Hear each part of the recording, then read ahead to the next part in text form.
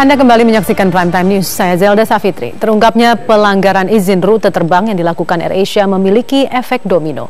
Aksi yang sama ternyata dilakukan semua maskapai penerbangan di tanah air. Ada dugaan terjadi permainan antara pihak maskapai dan otoritas penerbangan.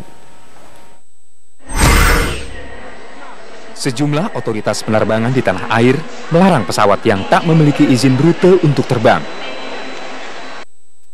Di Bandara Juanda, Sidoarjo, Jawa Timur, ada 19 pesawat dari berbagai maskapai yang tak diizinkan terbang. Mayoritas pesawat milik maskapai Lion Air. Diduga, praktik terbang tanpa izin rute dan jadwal terbang ini telah menjadi mainan antara pihak maskapai dan otoritas bandara. Kemarin itu kan masalahnya adalah karena ada permainan, mungkin ya, saya belum tahu pasti itu hasil pendidikan terakhir itu seperti apa. Jadi ada orang yang memperjualbelikan slot penerbangan. Jadi ini bisa terjadi kepada siapa aja sebenarnya, kepada LCC, kepada reguler atau penerbangan premium yang manapun, karena ini masalah slot. Kementerian Perhubungan mengakui praktik tanpa izin rute dan jadwal dilakukan semua maskapai penerbangan di tanah air. Namun, Kementerian Perhubungan belum berani memastikan ada korupsi dalam praktek tersebut.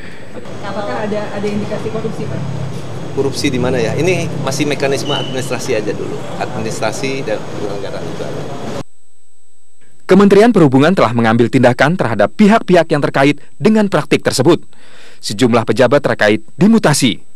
Namun, banyak kalangan yang menganggap tindakan tersebut belum cukup. Namun muncul harapan baru.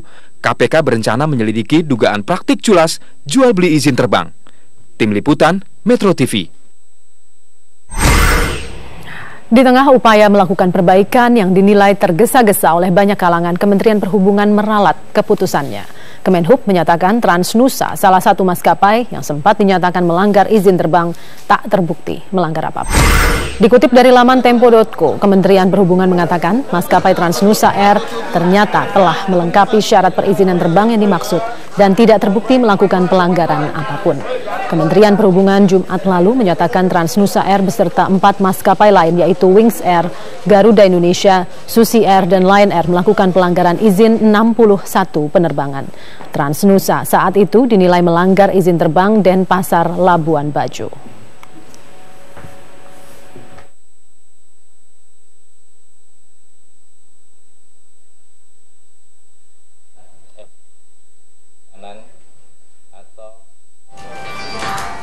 Penyelamatan korban kecelakaan penerbangan tersebut.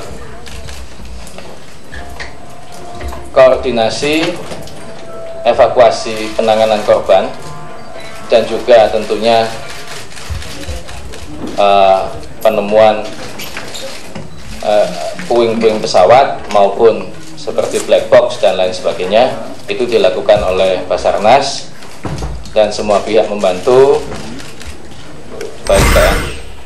Ya, anulir sanksi terhadap maskapai penerbangan, apa kata narasumber kita untuk malam hari ini? Langsung kita berbincang bersama Kapten Renaldi, pemerhati penerbangan, dan Albert Burhan, Dirut Citylink. Selamat malam, Kapten Renaldi dan Pak Albert. Terima kasih untuk kehadirannya. Saya ingin minta pendapat dari Dirut Citylink terlebih dahulu. Ketika ada keputusan untuk memberikan sanksi terhadap maskapai penerbangan, kemudian keputusan itu dianulir, apa pendapat Anda? Ya, saya kira kita mesti lihat dari besarannya gitu. Jadi kita mesti lihat bahwa niatnya baik, maksudnya baik dulu gitu. Nah, kemudian kalau misalnya ada apa namanya masalah teknis, masalah administrasi yang belum begitu sempurna, itu kita mesti lihatnya dari sisi itu kali. Tapi secara umum hal-hal yang dilakukan oleh Pak Yonan adalah hal-hal yang positif yang dimaksudkan untuk meningkatkan, mengimprove industri penerbangan di Karena Indonesia. ada juga yang mengatakan begini, Pak Albert, walaupun akhirnya dianulir, tapi toh sudah terlanjur diumumkan. Betul. Tidak apa-apa? Ya, saya kira dari perspektif yang tadi itu. Segitu. Yang penting maksudnya baik, ini untuk perbaikan bersama, begitu ya. Tapi benarkah sebetulnya Kapten Renaldi bahwa hampir semua maskapai melakukan pelanggaran ini? Saya juga tidak bisa mengatakan bahwa seluruh maskapai melakukan, tapi tentunya selama ini mungkin di Kementerian Perhubungan mengenai tertib administrasi itu kurang berjalan baik. Ini yang saya lihat saat ini sedang dilakukan oleh Pak Ignatius Jonan sebagai Menteri Perhubungan yang baru. Beliau berusaha menerapkan good corporate governance di Kementerian Perhubungan, sehingga administrasi seperti izin rute dan lain-lain bisa lebih tertib lah dibanding sebelumnya. Sudah bagus selama ini mungkin, tapi tentu ada ruang untuk peningkatan lebih bagus lagi di sini. Oke, Pak Albert, apa sih sebetulnya masalahnya atau sulitnya dengan masalah izin terbang ini? Sebetulnya harusnya nggak sulit ya, jadi memang ada prosedur yang harus kita lakukan. Kalau mau minta izin rute ini harus ada A, B, C, D, E gitu. Tapi memang mungkin harus dilakukan dan sistem administrasinya yang harus diimprove. Mungkin lebih soal database, soal kedisiplinan dalam itu. Hanya itu sebetulnya sih sebenarnya gitu. Jadi tapi juga salah satu hal yang lainnya adalah transparansi dalam perizinan rute itu, sehingga kalau kita semua bisa melihat, kita sama-sama bisa memonitor, itu akan jauh lebih baik kalau masih dilakukan secara manual. Oke. Awal mulanya dilakukan audit ini, Pak Albert, adalah karena adanya kecelakaan.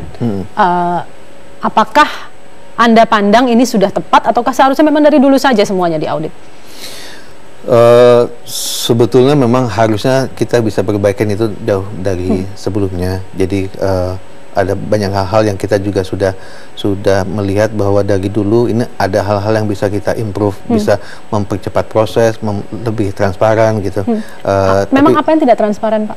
Bukan. Jadi kan suatu slot itu perlu diminta oleh banyak orang. Slot di Cengkareng itu cukup berharga. Jadi kalau ada satu slot yang diminta oleh banyak airline, itu harusnya mekanismenya lebih terbuka lah gitu, sehingga kita semua tahu, oke, jadi kita bisa memplanning ke depan dengan lebih baik, seperti itu kira-kira.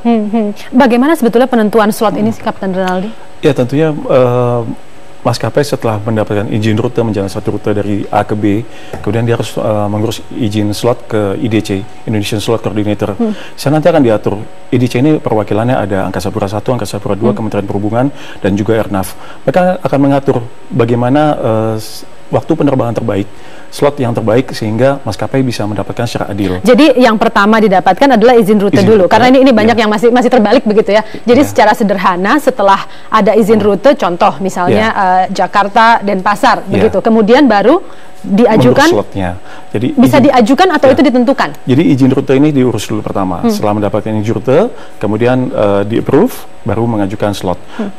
Slot ini tidak mengatur di-approve atau tidaknya, karena yang mengatur di-approve atau tidaknya adalah di izin rute itu Kementerian Perhubungan. Nah, slot ini yang mengatur, waktu yang terbaik, karena misalnya prime time penerbangan itu jam 7 pagi. Jam 7 pagi sudah ada 5 maskapai yang menjalani itu. Ada maskapai yang mau masuk, kamu jam 8 ya. Seperti itu slotnya itu. Dan juga nanti supaya tidak rotasi pesawat dengan yang lainnya bisa bagus. Tapi apa itu mekanismenya first come first serve begitu atau? Tentunya IDC yang lebih tahu ya mengenai hal ini, tapi tentunya itu diatur sebaik mungkin oleh IDC sehingga maskapai akan mendapatkan sesuatu itu yang rata dan adil. Baik. Kita akan jeda dulu, nanti kita lanjutkan lagi. Pemirsa, tetaplah bersama kami di Prime Time News.